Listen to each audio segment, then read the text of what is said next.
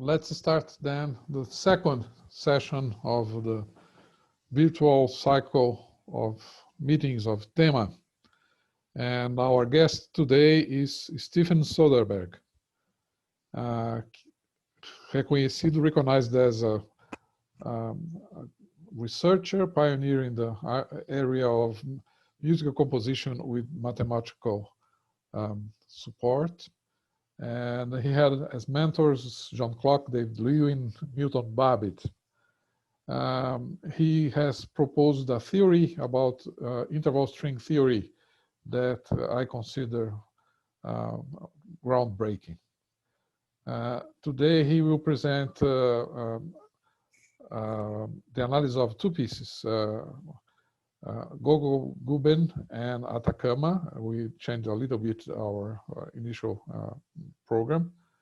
And he has a long history as a member of the Society of Musical Theory. He is a founding member of the Society of Mathematics and Computation in Music. And he's member of the editorial of the Journal of Mathematics and Music. So people of Rio de Janeiro that has this group of music and mathematics must be very interested in his knowledge, and they will bother Professor Stephen later with many questions, because he is opening a new field here in Brazil, a new link of interested people in music and mathematics. Most of them are also on the board today to ask questions. There you have a list of 5 important papers that he published, and I think that it's enough. And also I must acknowledge his long life career as a specialist in contemporary music at the music division of the Library of Congress in Washington. He lives nowadays close to Washington, but not in Washington anymore. And he's in the midst of a forest with dogs, and he's retired, but very active. And you'll see that because he's composing. The 2 pieces that we'll listen today were written very recently. So he's an active composer, what inspired me to continue to compose also. So let's now ask for Professor Stephen Soderberg to make his presentation. Cassia will help us with all the technical stuff, and I ask her also to I will stop my share, and she will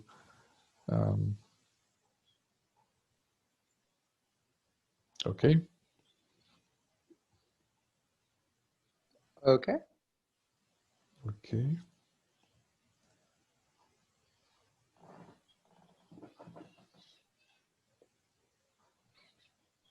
You all set now? Yes, we can start. Okay. I can't see the images, but that's okay, because I know what's happening from my text. So if anything goes wrong, let me know and I'll stop and try to help fix it.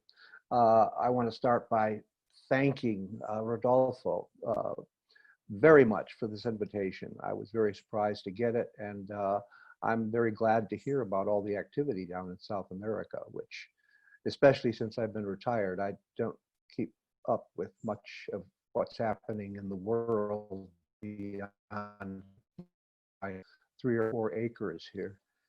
At any rate, let me go ahead and just dive into this.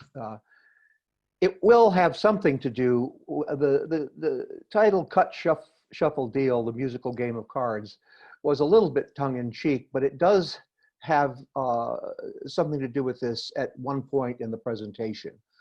So bear with me a little bit. And a lot of this will cover things that, well, not a lot, I hope, but some of it will cover things that you already know, so bear with me.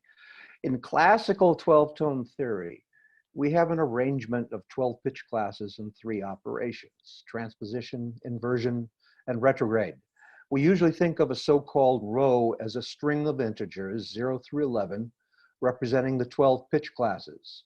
But in reality, a row is a string of ordered pairs of integers, mod 12, such as 0A, 1B, 2C, etc. The first member of each pair is an index number, the order of the pair, which we tend to forget in transpositions or in transformations. And the second member is a value of the pair, what we generally operate on. The value is usually only a pitch class, but there's no reason it can't be any other musical value, such as duration, intensity, and so on, or even a combination of values such as Messiaen used in his interversions. The distinction between index number and value is important in musical string theory, since the string may not be the entire chromatic, but a subset such as a chord. The collection of values in the pairs and their order expressed by their associated index numbers, when placed on the usual 12-tone characteristic geometric figure, a shape inscribed in the circle which represents the sound of the pitch class set.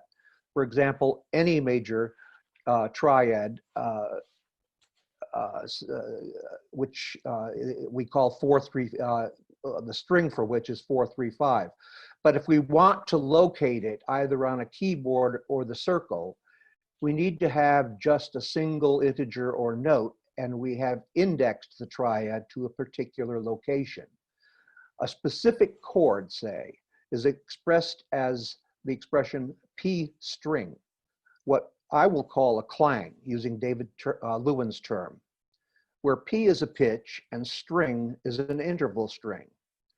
So the expression or clang 5, 4, 3, 5 represents 5, 5 plus 4, 5 plus 4 plus 3, or 590, FAC, an F major triad. It's really quite simple. I'm not trying to make anything complex about this at all, at least about the objects. So for example, while we're used to operating directly on pitch classes by applying a transposition, making the indexing visible, we usually take it for granted, opens up a whole world of permutations we can use on clangs, whatever their content. And when rows are thought of as strings this way, there are many more than just the 3 characteristic operations available. Thinking of a molecular musical construct or object this way as a clang based on an interval string or some other string of musical atomic objects puts an emphasis on the musical transformation as the most significant thing in music. This idea is reflected in a passage found in theoretical physicist Richard Feynman's lecture, QED, The Strange Theory of Light and Matter. You will have to brace yourselves for this, not because it is difficult to understand, but because it is absolutely ridiculous. All we do is draw little arrows on a piece of paper, that's all. Years ago, I sent David Lewin a birthday email with this quote of Feynman, along with my personal birthday wish, to the man who draws arrows better than anyone else in the business. He immediately replied, demurring the implied comparison of him with Feynman, but agreeing to the accuracy of the underlying deep connection between what the physicist does and what the musician does, be she a theorist, composer, performer, or analyst. And of course, being David Lewin, had already read the Feynman book and remembered the quote. He understood my reference to his work, especially to his now classic work, a work which is all about arrows, generalized musical intervals, and transformations. Here is the first illustration appearing in the introduction to that work that effectively announces what the entire work will be about. You see the arrow. Many a student, and not a few of David Lewin's colleagues, seem to have read GMIT eager to get just enough of the theory to understand the analyses. That simple arrow connecting 2 dots on page 29 of the introduction is too often glossed over. when what it is really an announcement of what the entire book is about: musical arrows and the objects they can connect, ways to get from S to T, not only for analysis, or as Messiaen liked to call that, decortication, not a term I'm used to using. I don't strip trees of their bark very often, but for music composition.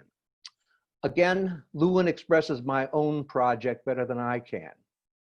In GMIT, just before he defines his fundamental central concept of a generalized interval system, or GIS, he gives 6 examples of concrete objects that can easily be imagined when thinking of an abstract musical object. 3 of these examples are pitch and interval related, and 3 are rhythmic onset and duration related.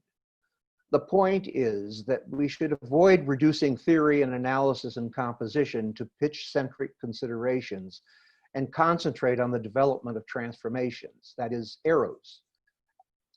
As for music's objects, we must conceive, he says, we must conceive the formal space of a GIS as a space of theoretical potentialities rather than as a compendium of musical practicalities. This is an echo of Poincaré's observation about mathematics, which serves just as well for the composer-theorist. He said, mathematicians do not deal in objects, but in relations between objects. Thus, they are free to replace some objects by others, so long as the relations remain unchanged. This idea has been a hard sell in the music world, and it has only been in the past 20 to 30 years that it has begun barely to take hold. The late Jeff Pressing was probably the first to explore this in his 1983 article, Cognitive Isomorphisms Between Pitch and Rhythm in World Musics. Still, in the end, of course, musical objects have their necessary defining place. Without a note, there can be no music. But the music is not in the note, but in the arrow. Like the lady boarding the Orient Express said, it's not the destination, it's the journey. To illustrate, let's go to a deck of cards. We'll fan the hearts suit, toss out the king, and line them up in order. Since I don't see it, I assume you see the cards there now. Okay, we then perform a shuffle, that is a permutation that looks like this. We start in the middle with the 7 of hearts and spiral outward, 6, 8, 9, 4, etc., until we finally reach the ace. Now, we substitute 12 different non-traditional cards, each of which shows a musical pitch, a duration, a dynamic, and an articulation, like this. And like we do with the cards, perform the same shuffle. And if we keep repeating that same spiral permutation after each resulting string and pair them up, we end up with a large chunk of the music in Messiaen's Île de Feu deux. Messiaen refers to these permutations as interversions. Here is the first pair of these interversions in action in measures 8 through 18. If you would like me to give you some time, you probably all have seen this music before, but if you'd like some time to look through it, please be my guest. Or just take my word for it that there are 2 strings working here, the first 2 interversions. Another example using interval strings illustrates how they may relate to so-called Riemannian transformations in neo-Riemannian theory, which is still useful and important, but now seems to have run its course as theory du jour. There's an amazing string of 19 consecutive Riemannian transformations that appears in the scherzo of the Beethoven 9th Symphony. This was first noted by Richard Cohn. This is a string of alternating R, or relative, and L, or light tone vexel, transformations. In Neo-Riemannian lingo, R is the relative transformation and L is the light tone vexel. There are several ways of defining these 2 basic transformations. The 3rd basic transformation is P for parallel, but simply here, since we begin with a major triad, R indicates raise the fifth of the triad and whole tone, resulting in a minor triad. So C, E, G goes to C, E, A. Then from the minor triad, L indicates raise the fifth, a semitone, yielding a major triad, ACE to ACF. When I first saw this, I wondered if there was a way of programming it such that a computer didn't have to learn in each case what a root third and fifth were, and then find the right note to transform. I happened to come across a paper by Harold Stone, Parallel Processing with the Perfect Shuffle.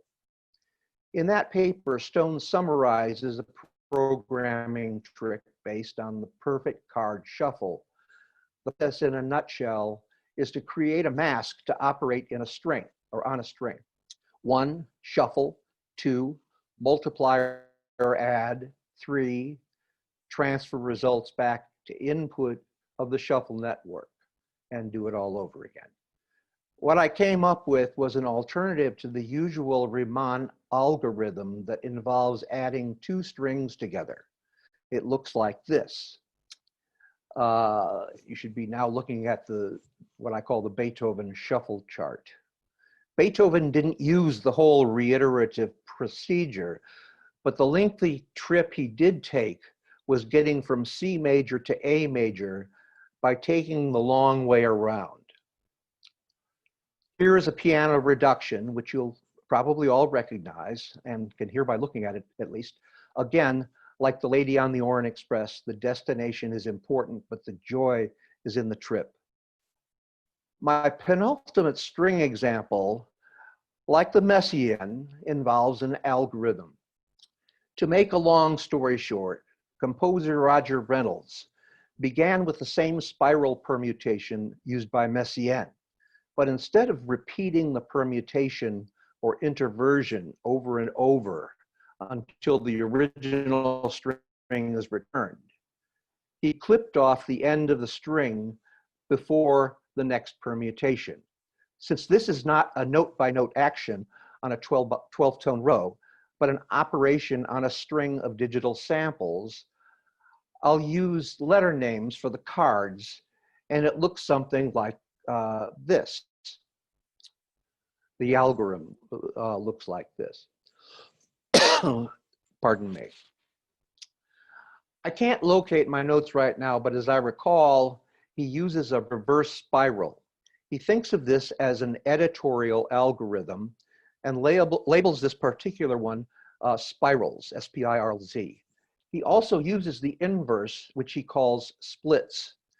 And he uses them in just about every composition that he's ever written since he first made the switch over to that and several other algorithms. But these are the main things that he uses. He even told me, he said, without splits and spirals, I don't know how I would compose.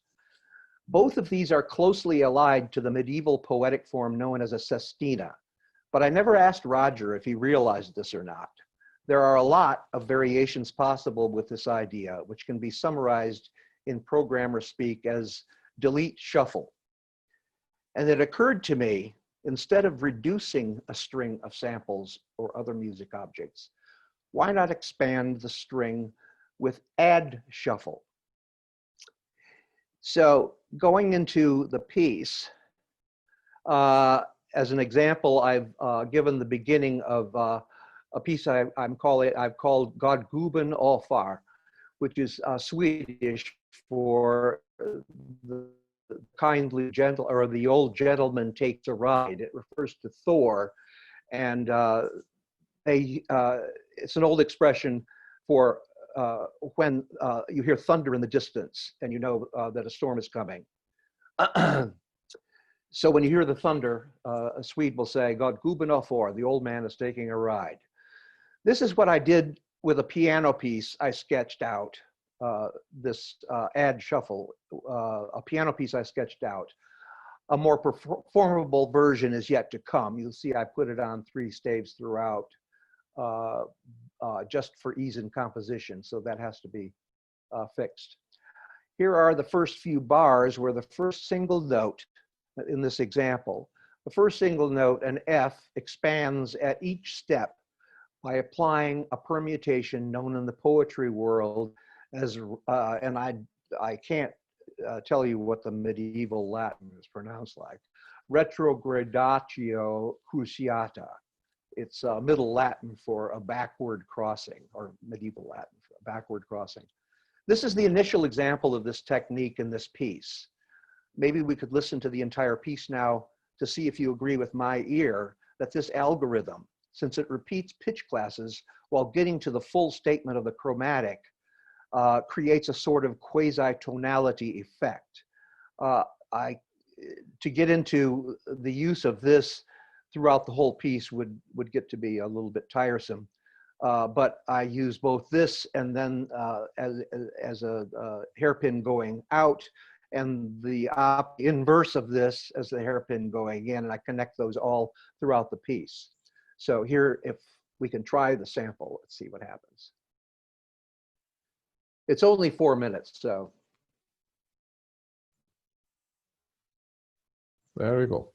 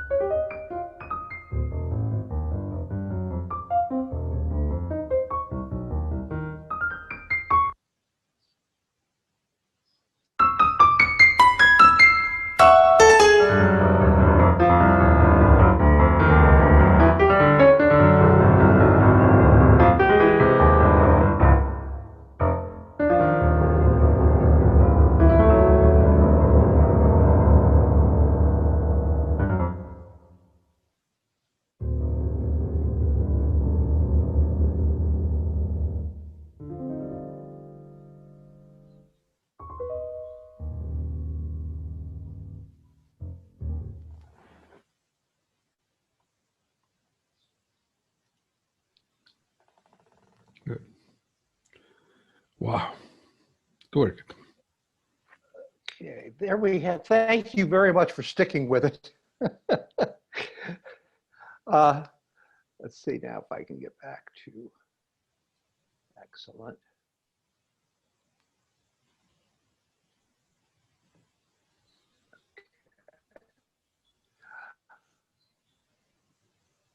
Okay, finally, there is one transformation that almost no one ever uses or thinks of it as a transformation at all. It's kind of silly.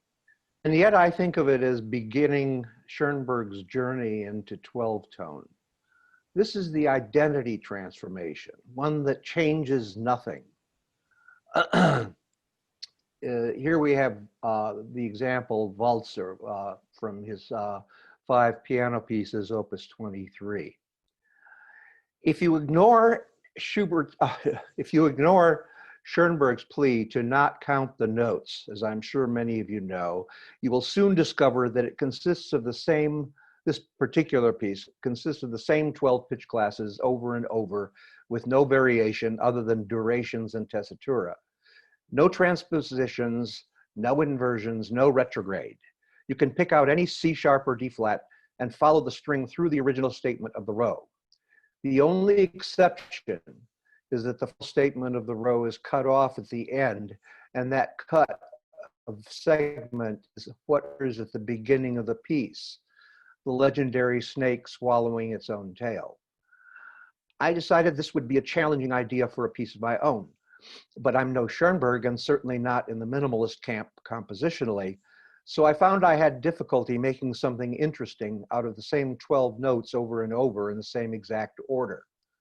So I did the next most absurd thing and tried limiting my one allowable string transformation to transposition. Here is a visual representation of the rows and their transpositional relationships. After devising a 12-tone string based on pairs of minor seconds and letting the rows ascend only by perfect fifths, and then adding 2 more pianos in canon, I was able to compose a study.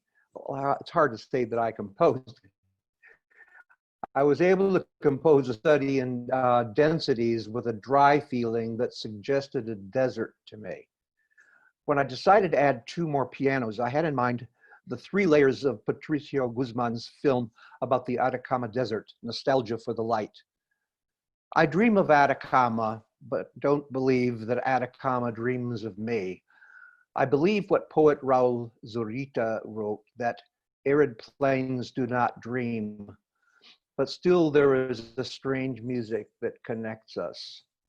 And if you'd like, we can now play the piece Atacama. I don't have a lot more to say about it. Actually, before you do, I do want to make a comment. In going back, this is something that I'm assuming that all composers have a problem with. I know that Schoenberg wrote about it, is that when after you've written a piece and it sits for a while and it sort of is a baby that is now growing up in the world and it's not really in part of you anymore. And then somebody comes along in 3 or 4 years and says, I was looking at your music or listening to your music. Why did you do so-and-so? And you can't remember for the life of having done it, or let alone why you would do it. And even Schoenberg said that he sometimes had problems reconstructing a row that he, or the use of a row that he had in a piece. This is the case with Atacama. I'm positive, or I know how the piece was written in general, which is how I've described to you. But if I had to go into the middle of this piece and find this reverse spirals every time, I know that I couldn't, because there were the things that I did to the reverse spirals. I'm not trying to make excuses. It's just that I found that it was interesting when I was reviewing my own music. I was having a bit of a problem with Atacama as far as the theory and analysis goes. At any rate, if you would like, maybe we could listen to Atacama. It's a slightly longer piece for 3 pianos. Yes, that's it. It's your turn, Ricardo Bordini. So should I read it, or it's everybody is reading, okay? You should read. Okay, so good evening, everyone. Congratulations to the board of TEMA for doing this, and congratulations to Professor Soderberg for his wonderful theoretical and musical work. Thank you so much for being here. My question is as follows. What is gained and lost when representing musical phenomena with mathematical concepts? According to string theory, do 2 equal vectors represent the same musical phenomenon, or can they represent different phenomena? Conversely, do 2 different vectors represent different phenomena, or can they represent the same phenomenon? I'm not sure what you mean by a vector in this case. Are you talking about an interval or an interval class of vector? I suppose it's at the beginning of your paper we had access. You mentioned vectors, so any vectors, I think. Well, as far as the 2 equal vectors representing musical phenomenon, I think, however you define a vector, it's not always a directed line segment. That's why I used the notion of an arrow when I'm talking about musical strings, because I really do mean a directed arrow. Whereas the vector in mathematical parlance could be any collection, a collection of numbers that describe various coordinates of something. I mean, it could be just about anything. My thought about what you're saying is that if 2 vectors are equal, the only circumstance, and what you mean by that is a collection of numbers, such as an interval class vector, they can be represent the same, or if they're equal, they can represent different musical phenomena, such as the Z-related sets do, of which there are many more than the pairs that we see in the 12 tone space, and which are usable, especially I think in rhythmic circumstances, rather than just circumstances when you get into non-12 tone scales. So I'm not quite sure that I can answer that just off the top of my head. Do 2 different vectors represent different phenomena? They don't always. They can represent, well, no, the different vectors can represent the same phenomena, but 2 equal vectors can represent different phenomena, if that makes any sense. It's in my understanding of what the question is anyway. Yeah, it came to my mind that when we start representing, as you say, musical objects, which I don't think they do exist, we are talking in terms of mathematical concepts. And so what we gain when you do this tautology, and what we lost, I mean, to which point mathematics can represent musical phenomena. Mm-hmm. On that issue, of the school that mathematics should be a light touch to whatever we do in music, that it's obviously there. And to me, it's more helpful with beginning the thought process in composition than in actually going in and making the music all about mathematics, which I don't believe in at all. Me too. It's another. Pardon. I'm sorry. I'm sorry. No, that's okay. It's just another aspect of everything that goes into a composer's toolkit. At times, it's more important than others. Since the discussion today was about what I would call, without being meaning it as a pejorative, naive mathematics or naive set theory. I think that every composer does naive mathematics.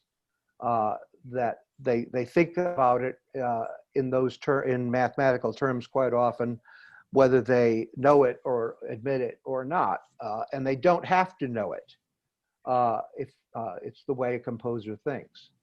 It's not so often that, I mean, quite often I think in analysis you almost are drawn into thinking mathematically too quickly sometimes. I can't look analytically at a Messiaen piece without thinking about the math. And to be honest, I don't think Messiaen did either when he wrote most of his music. And I don't know if it's a stage we've gone through and come out the other side, because I also don't believe that, I don't believe in the angel. I don't believe that, God has an amanuensis that he sends around and gets the music, puts the music in your head, and all you do is write it out. That's equally as disturbing to me. I don't know if this helps or makes any sense at all, but. Yes, yes, I totally agree. Thank you very much for your answer. Thank you. Good evening. It's a pleasure to be here at this panel. I thank you, Rodolfo, for this invitation. The question I would like to address to Dr. Soderberg is about the similarity in interval string theory. My experience tells me that similarity indexes are useful for melodic canto and pitch class set analysis. In the post-tonal theory, authors like Robert Morris, Eric Jackson, and Damon Scott developed different algorithms to calculate pitch class sets similarity. These algorithms allow measuring fuzzy relations among pitch sets in situations in which transformations such as inversion or subsets cannot. Besides this, one of the canto similarity algorithms uses the basis of Radcliffe-Overshelp string similarity algorithm.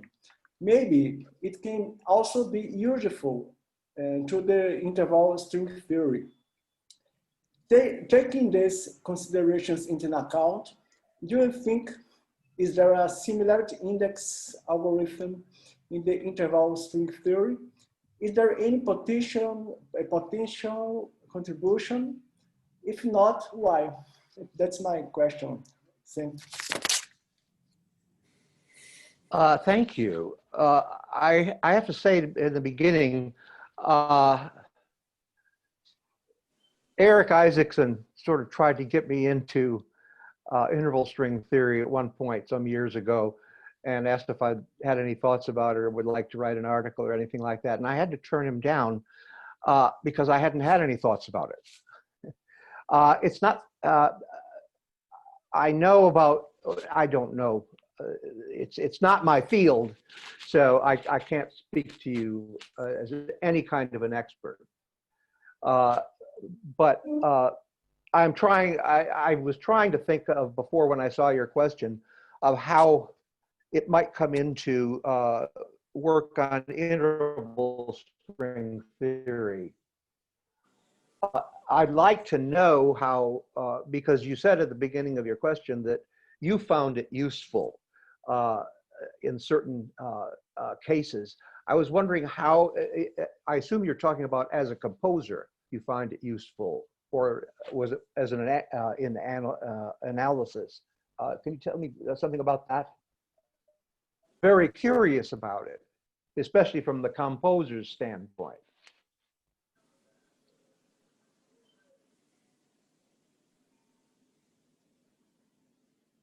I'm sorry, did you ask me if I think as composer or analyst?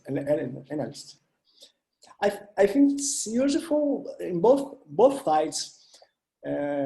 For example, when I was analyzing contours, it was very useful to see, for example, similarity between 0, 2, 1, 3 contour and 0, 2, 1, 0.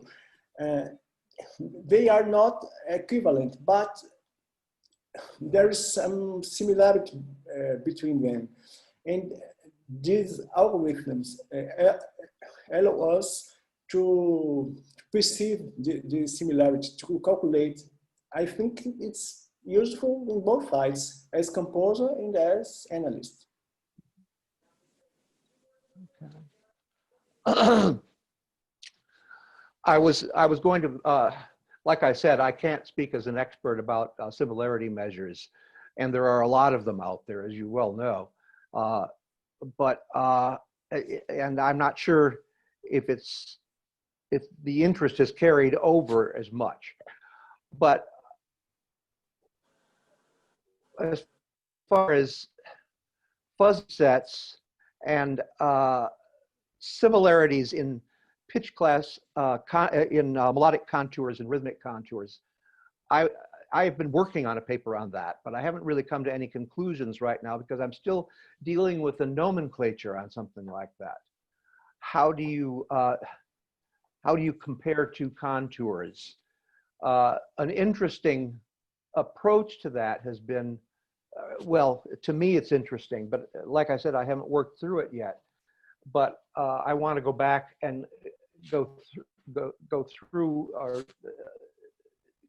from the standpoint that I was starting to investigate, which, and this may sound crazy, but by using Morse code, das and dits, for example, and making comparisons of fuzzy, of what do I want to say, of a pitch and interval contours based on long and short alone, and see how far I get. It's kind of surprising how far you can get if you don't say, you don't have anymore to have a measurement of a 16th followed by a 32nd or something, but you start to say long and short, and what can you get out of that? What else in the piece comes close to that? You begin to sort of warp a particular set that you're looking at, and the more you warp it as far as the long and short nomenclature that I've been trying to develop, the more they look alike. So in that sense, they are showing similarity. But I will say one thing, that the one thing that sort of bothers me about similarity measurement is the word measurement. And that's, you know, when you talk about similarities, I'm right up there and I want to dive in. But measurements somehow give me a problem. And it's not mathematically, it's musically, I guess, yeah. I'm sorry, I can't really get to the depth of the question that you asked. So, thank you, Dr. Soderberg. Thank you.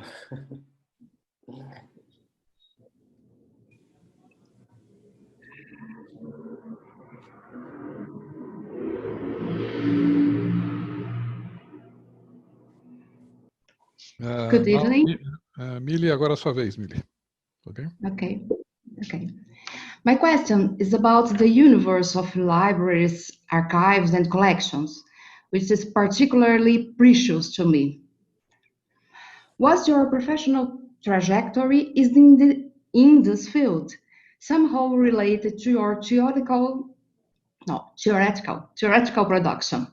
Having worked as a contemporary music specialist in the music division of the Library of Congress, where you planned and coordinated projects focused on various composers, how did your experience at the Library of Congress influences your work as a musicologist theorist in terms of the people you met and collaborated, the materials you had access to, and the discoveries you made? That is a great question. Having been a librarian, I can probably go on for 3 hours about this one. And I don't know what part of it to select. But if I may, I'd like to give you one story.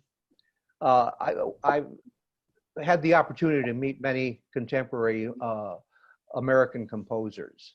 And as strange as it is, even though he was alive and I had some correspondence with him, I never met Elliott Carter. I'm really sorry that never happened. Although part of his collection is at the Library of Congress. And it's a very complicated story why only part of it is at the library. But when I came to as a position on the staff at the library or at the music division, I was told that all of his music or all of his manuscripts had been sold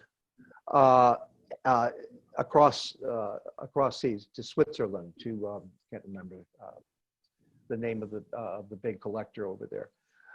But in fact, that hadn't happened. There was a huge collection that was still sitting down in the basement in the stacks. And I, being nosy, was wandering around the stacks one day and came across just stack after stacks of boxes of manuscript. And I looked at it and I said, oh my God. And so I got into, basically they had to be reboxed and new record has to be made of them. So I went through every single piece of paper in there and discovered that he had come up with his own set class list outside of what everybody else was doing, outside of Ernst Bacon, Alan Fort, Howard Hanson. He did his own. So there are actually 4 people who are responsible for the set class lists that we have today. Fort was definitely not the first, but that's a different story. And so I just had this wonderful several months digging through all of his material. And that was just a kind of discovery that made it worthwhile to work there. As far as how it influenced my work as a composer, well, I can't say that it went in that direction that much. It was more like my experience as a composer, theorist, analyst had effect on what I did for the library. So I got into was able to get into interviewing a lot of composers, which was good. But in the other direction, not so much. It didn't, I was already thinking in the terms that I'm thinking in now before I came there. However, it helps when you walk through the stacks when they're the size they are at the Library of Congress and are able to see the book title on a spine and just pick it up. You don't have to order it and wait, and you can stand there and just look through it. so that is something I think that I miss very much. Yeah, but there are a lot of stories that I can relate about meeting people through the Library of Congress. It was a good job. So I hope you're a librarian, I assume, music librarian. Yes, I am a principal orchestra librarian in São Paulo. Uh-huh. I follow the career of Borges. I like the way he was a librarian. I think he wasted all of his time sitting in the stacks when he was the head of the library down there. Thank you. Yes, thank you.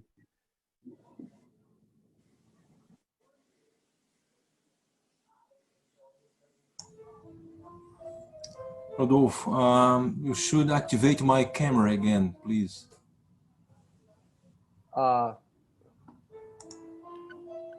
Okay. First of all, I would like to thank Tema and especially Rodolfo for this invitation. It's a great honor for me to be here talking with and learning from Professor Soderberg and my Brazilian colleagues. My question has three parts. The first part is in which types of piece does interval string theory give more interesting analytical results than standard theory? And here I'm thinking about the ways you can represent chord inversions and differentiate from major to minor, for example. As a composer, second part of my question, do you see a relationship of dependency between composition theory and finally, does interval string theory give better support to composition than standard set theory? Thank you for that question. Those are three big parts, like you say. As far as interval string theory giving more interesting analytical results than standard set theory, once again, I guess because he's on my mind from previous discussions today, what immediately came to mind is, again, is Messiaen, and a paper that I'm trying to complete on Ile de Feu right now. I've been working on it for 2 years, and everything I've found that Messiaen does is in terms of his is some terms. And so when I see something in his music and I can't explain how he got there, I know the fault is me. I know he didn't just come up with that off the top of his head. And so it's me who's missing something. And there is one set of measures that has been driving me nuts, because I know just enough about it in this particular set of measures to know that it's not an accident, and that he didn't just, like I said, he didn't just appeal to the angel. I can't figure it out. And to tell you the truth, those are the kind of problems that keep me interested in analysis. When I'm coming up short, that's a challenge as far as I'm concerned, and it becomes a game at that point. And that's the way I like analysis. I don't get as much listening from my analysis. I'm like most people, if they really admit it, that if you're really analyzing a piece as it's playing, you're probably not listening to the music. That's my philosophy, and I know a lot of people would disagree violently with that. And so interval string theory comes in very handy, and almost I couldn't do it without, because it's all with Messiaen, it's all about arrows. And I should mention in passing, there's a branch of logic called interval or string logic. I'm sorry, arrow logic, which some people may find interesting. I can't remember the author of the main book in it right now, but if you remember the phrase aerologic, you can easily get a beginning with it in Wikipedia and get all the other sources. Does interval string theory give you better, I can't read it, better? A better support for to composition than standard set theory. Okay. Yeah, it does. I don't think in terms of, and here again is David Lewin. The paper that I read is much shorter than what I wrote today. I found that I had to take out about 70–80% of what I wrote, and I had one long thing about David Lewin was, by most people's accounts, a frustrated composer himself. And he had this wonderful correspondence, again, that I discovered, that his wife donated to the Library of Congress. Conversation with the British musicologist Oliver Neighbor. This back and forth correspondence went on for it was about 10 years. One of the things that they discussed, because Oliver Neighbor was an expert in Schoenberg, and Schoenberg was like David Lewin's hero, was how do you hear a row? How do those 12 notes in order come across? How do you hear it? How do you handle it as a composer? And Oliver, Neighbor was of the opinion, he gave a diagram, and he, without filling in the spaces, he gave a series of squares that were interlocking. And that's the way he found, or the way he was trying to tell David that he heard and thought of the relationship of rows to one another. David came back and said that he just doesn't hear it that way. The way he put it was when he put all those interlocking boxes, he said, that's already too much Bach, and what I want to hear is Blauer Reiter. And so David Lewin came back with the idea that he made up, was that a row is like a sea creature that has skin that's permeable, and you have all of these things floating around in the water that can go in and out of each other. So his was definitely a string approach, and Neighbor's was definitely the set theory approach. Neighbor is talking basically about set membership, like like with Fort's idea in Sam. David was trying to get away from that, and this was before he came out with GMIT, but you could tell by the conversation there that this was the problem that he was having with set theory. It's not that set theory was wrong, certainly, and it's extremely valuable, but he wanted something that moves. And that's why in the book with an arrow, and he basically carried it throughout the whole thing. It's all relationships, not static relationships, but relationships in motion, like those sea creatures that he was trying to describe, that he said that he doubted they exist, but that's what he wanted to exist.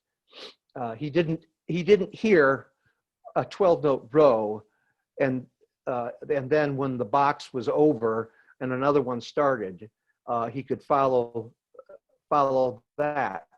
It was just all it all changed as he was going along, I think, in his listening and in his compositional procedures.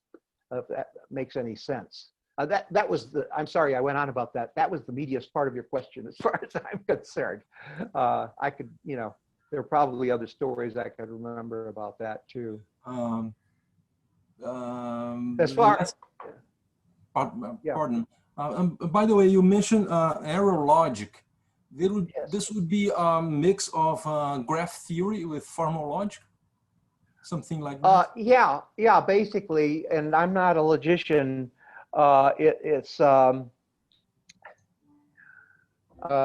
I can just remember the guy's name, Edema, Ydeema, I think is what his name is.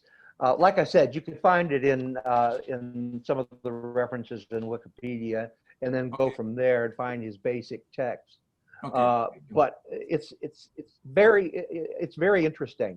I'm still not quite sure what application it might have to, say, music theory, but it's interesting in and of itself, and I find that those kinds of ideas often do impinge you can on find one application. Thinking about, yeah. Okay, I think I'm very happy with the answer. Thank you very much. Thank you. Pode ir lá, Rodolfo. Tá me ouvindo? Sim, pode fazer a pergunta, ok? So, now, Rafael. Tá me ouvindo? Sim, estamos ouvindo. Estamos ouvindo. Pode fazer a pergunta. Tá bom. Thanks for the opportunity, Professor Soderberg, Professor Rodolfo. Sorry for my English.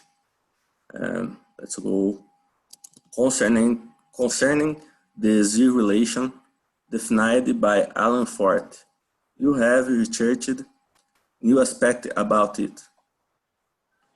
How did you get interest in the subject? Was it through some personal influence or just curiosity? There are analysts that consider Fort-set-class relations quite difficult to listen to, even more so Z relations that are quite abstract. How do you respond to these critics? Your paper about the dual transformation nature of Z relations make them equivalent to other transformations like transposition or inversion. This is a part of the paper that I said that I had to delete because it was so long. I feel like taking that out and just reading it to you, but that's going to take up way too much time. I've got to pick out the case of Alan Fort. Well, let me first of all tell you how I got into it. It was before Fort ever came out with his book. It was a long time ago when just after or several years after Howard Hanson came out with Harmonic Materials of Modern Music, which you probably know that book. If you don't, you should get it because you'll find it very interesting in that, but well before Alan Fort, Howard Hanson had come up with a complete set class list, B, identified all of the Z relation in that list, and C, came up with a notation that basically is what I ended up using as interval strings. So it affected me so much and it's so deep that it's difficult for me to go on without really going on and putting you all to sleep. And you say, you know, it's time, it's happy hour now, let's all leave. So all I can say is that the Howard Hanson book was very important in getting me interested in the Z relation. Fort came out with his book where he named it the Z relation. That Howard Hansen called them these sets a kind of twin. I can't remember, but he refers to them as twins. And even before Howard Hansen, there was a 19-year-old kid, a piano student in Chicago, named Soderberg, who came, this was in 1917, that I know of, to come up with a complete set class list. It was published in a non-music journal. He was turned down by music journals because it was too technical for musicians. That's what editors felt. It was then forgotten about and then rediscovered a while later. But Bacon went and taught at Eastman, was there. So I don't know, nobody knows as far as I know, if there was any conversation between the two of them. Is that how Hansen got his list? I also don't know the connection between Hansen and Fort. Was there any connection there? None of these people in their own works, none of them cited one another. So this is an open question for historians, and it's going to make a nice dissertation for somebody someday. So if you have a student interested in it, I would really encourage it. Anyway, it's all a kind of a big mystery. On this other side, Elliott Carter did his list, and this is provable by looking at the manuscripts of the Library of Congress. He was a mathematician, basically. I mean, he taught math at a university in Maryland. So he was able to come up with his own set list. And while he was doing it, he did an analysis of the intervallic content of each of the sets. And he discovered also Z-related sets. He didn't really have a word for them, but he noted them in his manuscripts, and he took use of them from time to time. So you see how I can go on and on about this.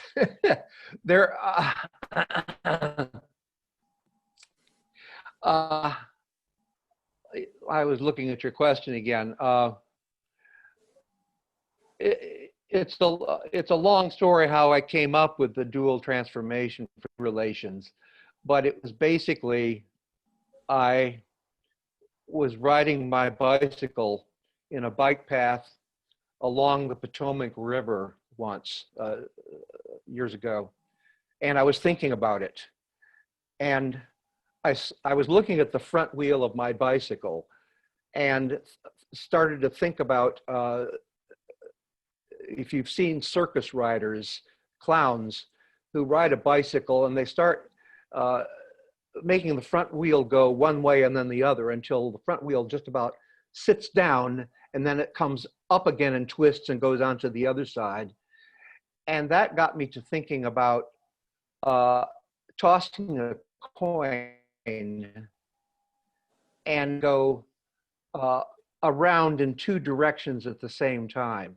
And that's, I mean, you may not see the connection, but that's how I got there. And then after that, I started to think in terms of an impossible transformation where a set is transformed and inverted in two directions at the same time. And that's how that came about.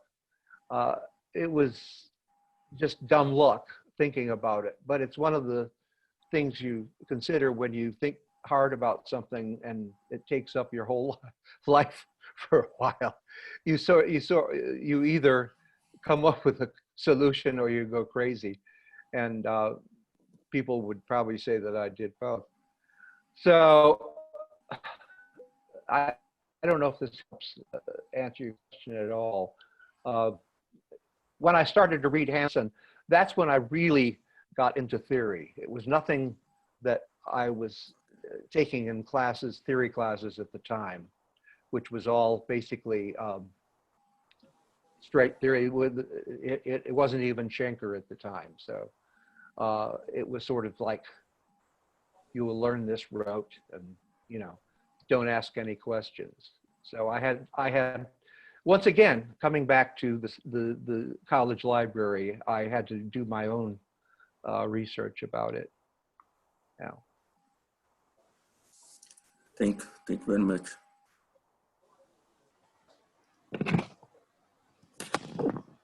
So if everybody can listen to me, it's not important to see me. Okay. okay. And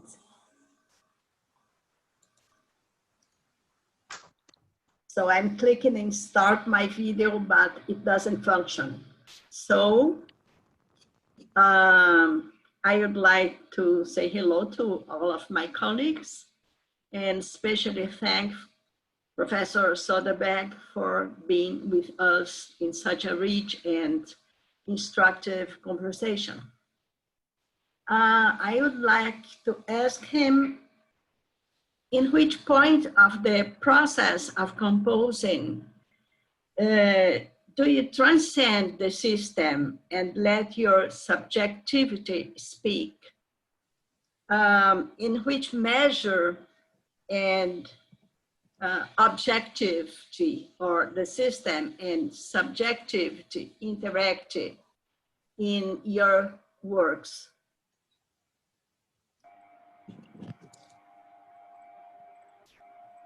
That's all. Thank you very much. The question that you ask is can you hear me all right? Yes. Okay, okay. Is one that is important in the field of those who study creativity. And I think that one of the things that that they discovered is the whole idea of flow, where our working in the abstract and very constructively and methodically, and all of a sudden you don't have to think about the process anymore. One example is, for example, a basketball player who throws the ball, free throws 10,000 times, and he thinks every time exactly about the arc and how it has to go. And then all of a sudden, flow kicks in and he doesn't think about it. And if you asked him, he wouldn't know how the basketball goes into the hoop. There was a closer example that I was thinking of, and I can't remember what it was now. But there is another idea in creativity. There's a saying that some people have, which is more applicable probably to analysis. When you're doing analysis, at least I find that it's helpful, but in general, in creative things, stay loose until rigor counts. In other words, let everything in. Don't come to a conclusion all at once. David Lewin has something else to say about that too, but I'd have to look up the quote. And you could also turn that around and say, when you're composing, stay rigorous until all of a sudden you find that that everything is going on without you really having to think about it anymore. In other words, stay rigorous until you get loosened up. So there's both sides of that. And I was trying to think of the other flow thing that I had. But the whole idea of the connection between, say, composition and analysis, I think it probably isn't given enough attention, but that's just my observation. And I'm not in the academy, so I don't know exactly what everybody's working on now. but that's just the impression that I get, that an analyst considers her or himself to be a theorist, and the composer uses theory but doesn't consider him or herself to be a theorist. So there's just this antinomy, I guess is the word, that is going on that I find rather disturbing, where I look on theory sort of as the cement that holds the bricks together in the house. And so you can't do without it, but at the same time, the house is something that you live in, and it just, the cement is what holds the house together. But I'm getting way off course now. But the question that you asked is one fundamental about, is fundamental to general creativity studies, I think. It's not just music.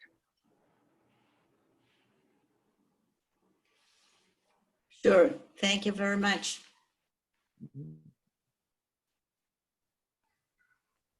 Alguma pergunta a mais? I would like to make a question. Ricardo, por favor. Okay. Actually, it's a silly question. Why do you use the letters T and E for 10 and 11 instead of using A and B like any numeral systems of numericals, more than 12 units? I can get around that one. I only use them occasionally. I use T and E and A and B, depending on my mood. But 99% of the time, I use the digits 10 and 11. I don't care. So, you know, it's strictly a thing about if you're typing everything, a string of numbers without any spaces, you can't type 10 for 10. So you've got to make a decision between T and A. So who cares? Well, but there's a lot of that out there in the world. We were supposed to use mathematics, so you should use A and B, not T and E. For you, I will promise from now on to use A and B. Okay, thank you. Okay, thank you. Okay, one more question.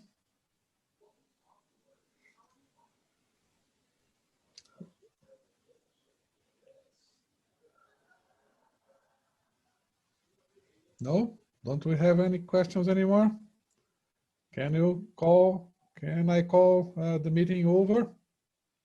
Liduino has a class in 10 minutes and he will have to go. And Marcos Feitosa, do you want to ask a question?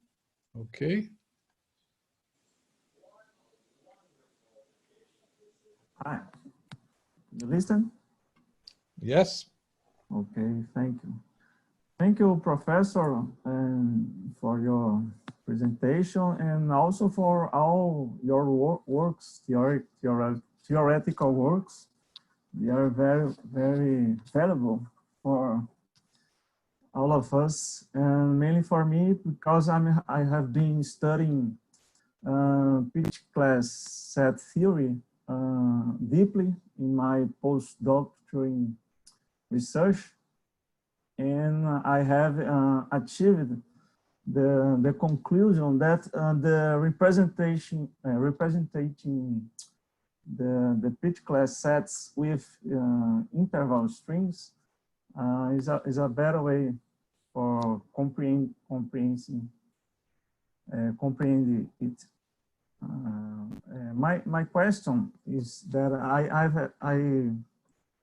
I came to the results using graph theory and using partition theory, because the interval strings are partitions of an integer. And my question is if you have thought in using partitions instead of strings, because using partitions we can have more possibilities. For example, the p-chords of Professor Rodolfo are another interval strings. But if you use partitions, we have partitions and compositions. So the interval strings are compositions, and the p-chords are partitions. So doing that, we can take advantage of the partition theory from mathematics and get musical relations from the mathematical properties of the partitions. And this is the way I am passing now, and I hope to publish my article at the end of this year on Musmat periodic.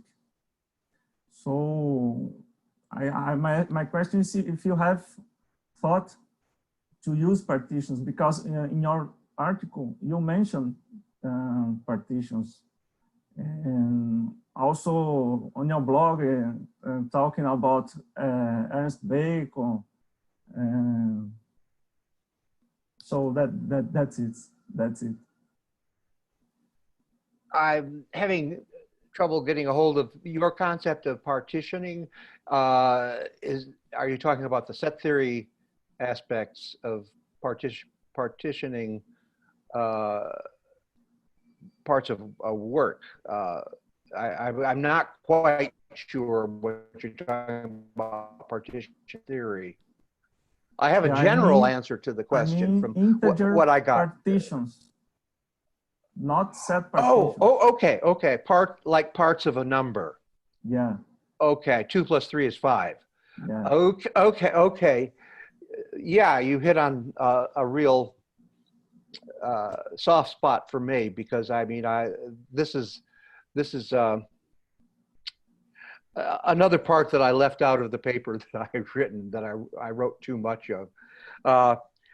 While I was writing this paper, I decided maybe I should just go ahead and write a book, because I've been going without publishing anything for a long time. But the whole idea of partitions came in when I realized a long time ago, when I was trying to, it's not enough for me to read, say, Howard Hanson or Alan Fort, and then look in the back and say, oh, they've come up with a listing of all the set classes. Now I don't have to do anything. All I have to do is analyze and look up a Fort number, which are another story. But that's not the way I am. I had to do my own set class list. In other words, I had to go through the exercise of what several other people have done and actually build a set class list and see if I could hit every single one of them. And so I used the set class lists that were out there as a check on the work after I had done it. And the value in that came because I realized when I was doing it that I was solving sets of Diophantine equations. And the way that was done was with partitions of a number, the number being 12.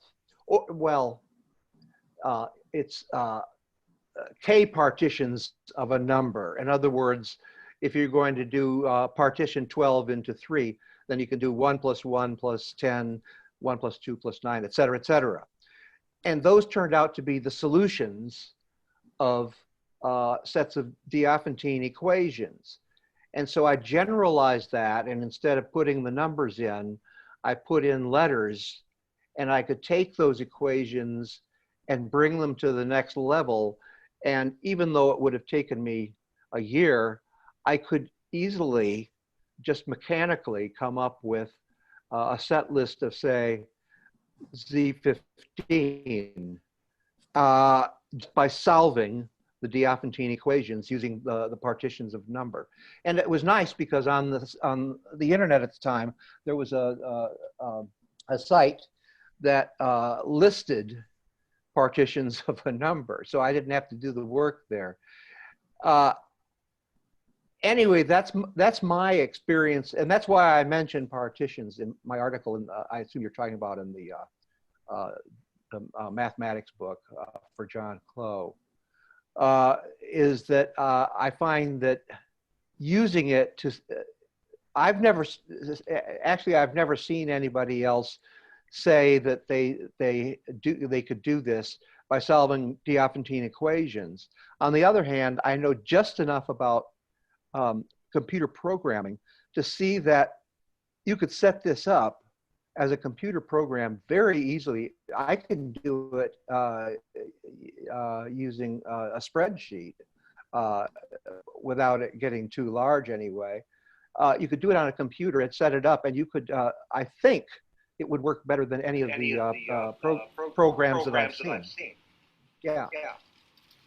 I'm getting the feedback on myself now. I don't like to hear myself.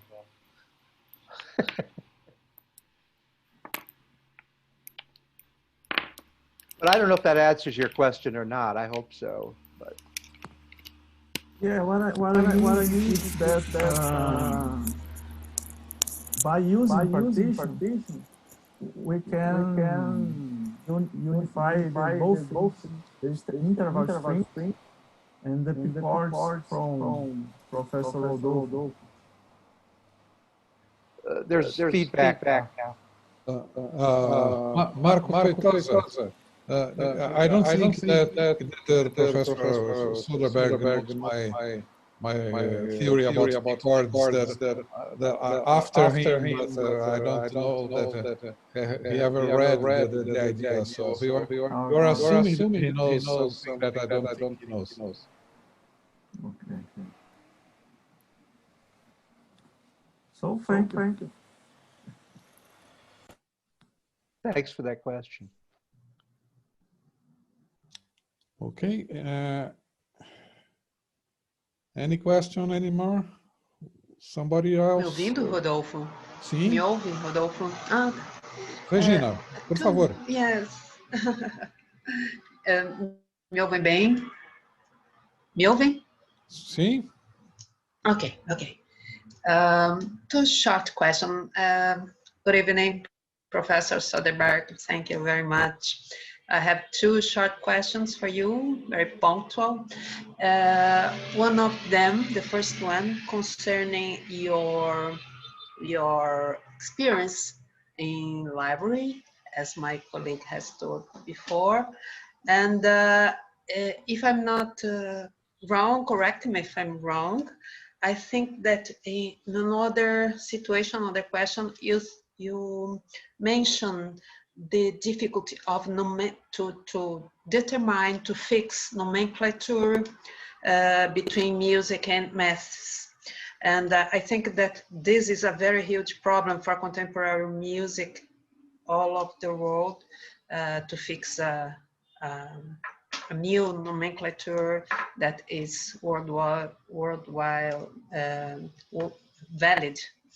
And my question is, how is this problem right now? If it is a problem, is it a problem or not?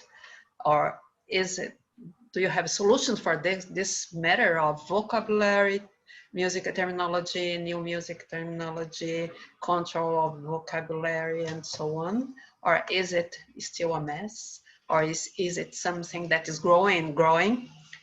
This is my first question. The second question is, if by any chance in your work you have any special interest in the so-called discrete mathematics. and the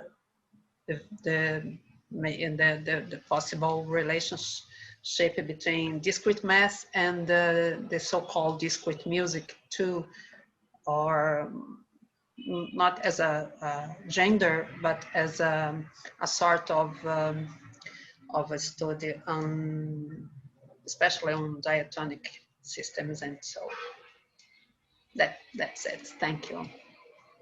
Okay, thank you. I'm not quite sure I understand yet your second question, but let me go to the first question, and maybe you could explain a little bit more about the second one. But as far as I understand you about the math and music literature, and a problem, you're saying there seems to be a problem with, especially within music, but probably within math also, of a lack of understanding between the two. If I understand what you're saying, but if that's what you're saying, I would agree with it and add that it's not just between math and music. It's difficult to bring up a question, for example. I always hold my breath when I quote a scientist or physicist or something that has something to say about music or that I could apply to music. And it's the same thing with mathematicians. Mathematicians have very interesting things to say that apply to the beauty of their work that could as well be said by a composer or a musician, analyst, theorist. I have a whole book that I have filled with things that I've copied from different places about these cross relationships between fields. And it's becoming more and more embarrassing, to tell you the truth, because only now are we getting to realize that, and a couple of papers are coming out, not me, but other people who are realizing, since we talked about set class lists before, set class lists give you all of the pitch class within the 12-tone pitch class universe. That same exact list, if you do it, especially if you do it as a list of strings, it is also a list of every possible rhythmic combination you could come up with in a 12-beat measure. So, and in other circumstances. So there is an identity here that has been, people have refused to face for years and years, because they say, well, height is not breadth, pitches are not time. Well, they're right, but they work the same way in music, and that's hard to get across. There have now come with, and this is from years ago, friends of mine, John Clough and several of his friends, have come out who were one was a physicist, and they were working in maximal evenness theory, which you probably all know about. Maximally even sets, and one of the people was in this group was giving guitar lessons to a physicist at the University of Colorado, who said, well, explain maximal evenness to me in music, and he did, and he said, that sounds familiar. And about a week later, he called up this guy and said, you just helped me solve a problem in quantum mechanics. The problem is that not enough people see not the similarities of the objects, which is what I've been trying to get across, but they don't, because the objects are not alike. I can talk about a set of notes as a molecule and the notes themselves as atoms. That everybody understands what's going on. What they don't, but they're not alike. An atom is not a musical object. However, what people have trouble with is the underlying relationships between between these things are, number one, mathematical, and number two, because they're mathematical, they are the same sorts of relationships. I mean, where do you find, I can think of what I was going to say, but there are all sorts of mathematical relationships in music that are the same as in other fields. That's all, the only point I was trying to make. So I don't know if this gets at your question or not, but you just sort of hit a nerve with me, because I've been arguing this all my life. And as soon as I bring up say, a musical theory can be like a scientific theory, and I give quotes to support that, I have often just been laughed off stage. So I've started to give up on that and just let somebody else take that. But if you could explain the other part of your question, maybe I can get to that, but I didn't quite get it.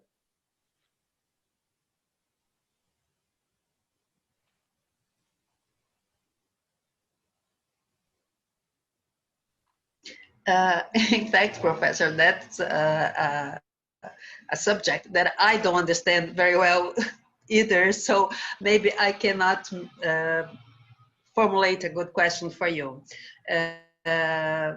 This is just something that I came about in my own musical research, and well, in another time we can maybe talk about it. Thank you. Okay. Okay. Thank you. Any other question? We just went more than 2 hours of meeting, so I think. Oh my! I think we are good now. I think we can stop the recording and ask for Professor Soderberg a last comment, and then we will finish. Oh, you want me to comment also now? Yeah, if you want to make. Yeah, I really don't have much to say other than a really warm thank you, especially Rodolfo and Kasia for setting this whole thing up, and Rodolfo especially for inviting me. And I'm really impressed about how many people showed up, and by the interest here, which is very nice. It's a little. It has a little bit more of a liberating feel than it does up here in the United States. And I don't know quite how else to say that. I'm not going to get into it, but it's nice speaking with all of you. I really appreciate it very much. And your openness especially really comes through. That's about all. I don't have a Bible verse to quote, and unfortunately, because of COVID and our long distance apart, there's no way that we can now all go out to the local bar and have a martini. Okay, so I thank you very much, Professor, and then we can finish now and invite everybody to the next meeting. That will be also very challenging, because we will have professor from Spain that is a completely different subject. He criticizes topic theory, and I assume that will be a big fight here about different positions about topic theory. And okay, thank you very much. See you next time. Thank you. Bye-bye. Thank you.